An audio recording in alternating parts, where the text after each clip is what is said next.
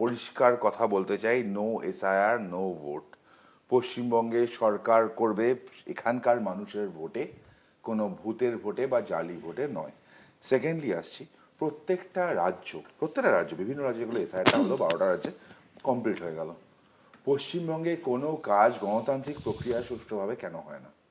একদম প্রথম থেকে আসি আমি, যখন ফার্স্ট এসআইআর ঘোষণা হলো, তোমরা মনে আছে, বারবার প্রশ্ন হয়েছিল পশ্চিমবঙ্গ নিয়ে, কেন হবে পশ্চিমবঙ্গ কোনো ভালো এখানে হবে না, প্রবলেম করবে, এই ধারণা সাংবাদিকদের মধ্যেও বা কেন থাকে? কারণ তারা জানে অ্যাকচুয়াল রিয়ালিটিটা কি।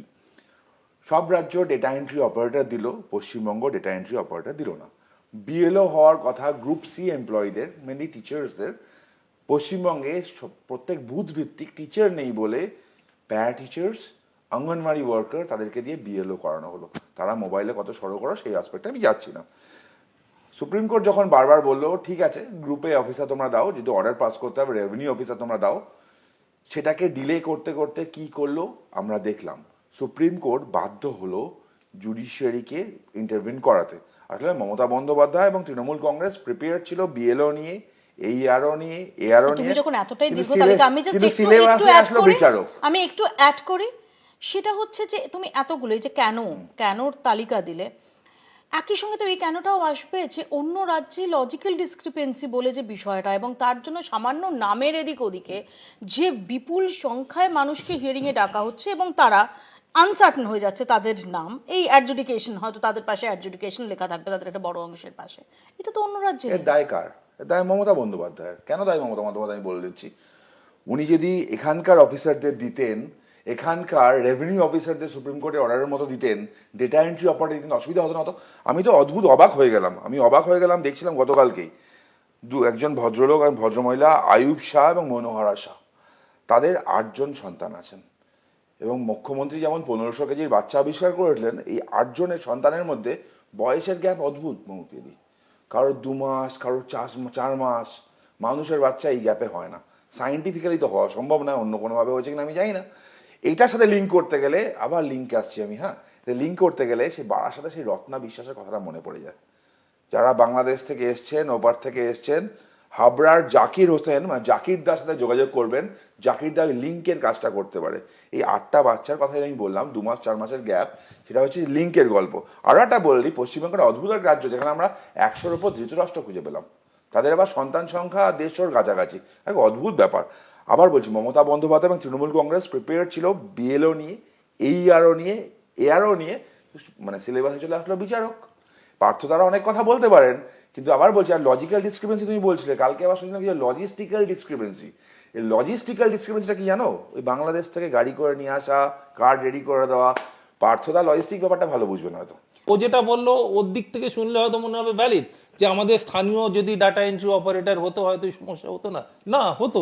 কেননা এটা ডাটা এন্ট্রি অপারেটরদের থেকে এআই এর মাধ্যমে যে করা হচ্ছে, আটকাতো সেইখানে। তরুণের রেসপন্স নেই, মনে ব্রেকে যেতে হবে। ফার্স্ট হচ্ছে, আমি আবার বলছি, পার্থদা যেগুলো বলছেন ফ্যাক্ট তো, কিন্তু আবার বলছি দরকারই হতো না, মাইক্রো অবজারভারও লাগতো না।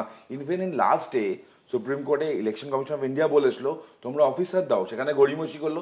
পরে যে লিস্টটা দিল তারা রেভিনিউ অফিসার নয়, মুখ্যমন্ত্রী পর্যন্ত গিয়ে বলে আসলো আমরা দেবো, সেখানেও মিথ্যে কথা।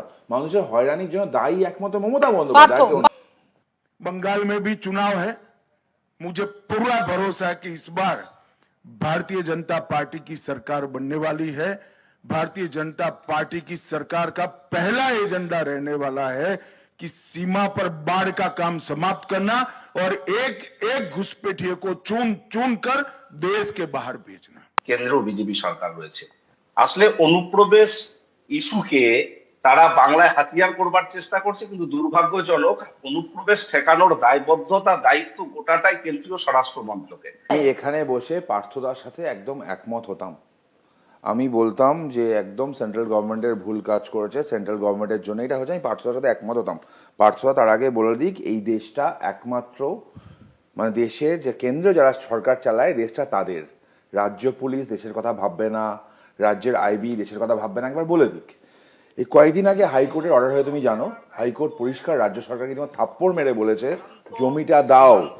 পশ্চিমবঙ্গ এবং বাংলাদেশে প্রায় 2216 কিলোমিটার হচ্ছে বর্ডার, তার মধ্যে প্রায় 600 কিলোমিটার এখনো আনফেন্সড। যেগুলো ওয়াটার বডি আছে সেগুলোর কথা আমি বলছি না, রাজ্য সরকার জমি দিচ্ছে না। দেশের সুরক্ষাকে খালি কেন্দ্র সরকারের দায়িত্ব, রাজ্য সরকার দায়িত্ব নেবে না? এখানে যখন কেউ আসে, এসে এখানে আধার কার্ড, ভোটার কার্ড 5,000 থেকে 8,000 টাকায় পেয়ে যায়। বারবার আমরা দেখেছি, তোমরা দেখিয়েছো।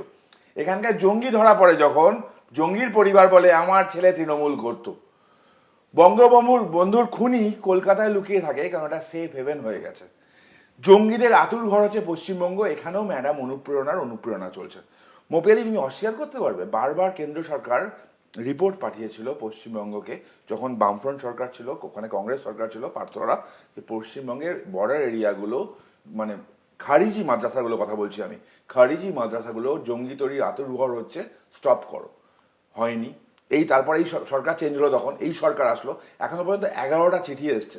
এমনকি বুদ্ধদেব ভট্টাচার্য, তৎকালীন মুখ্যমন্ত্রী, তিনি উদ্বেগ তিনিও প্রকাশ বলেছেন। করেছিলেন। এই 11টা চিঠি এসছে, তারপরও কিছু হয়নি। এইগুলোর দায়টা কে নেবে মোপিয়াদি? আবার বলছি, বর্ডার দেশটা সবার, আগে দেশটাকে ভালোবাসতে শিখতে হয়। তৃণমূল খালি ভোট ব্যাংকের কথা বলছে। আজকে বর্ডার ফেন্সিং বাংলাদেশে কয়েক জায়গায় ভোট হলো, দেখলে তো?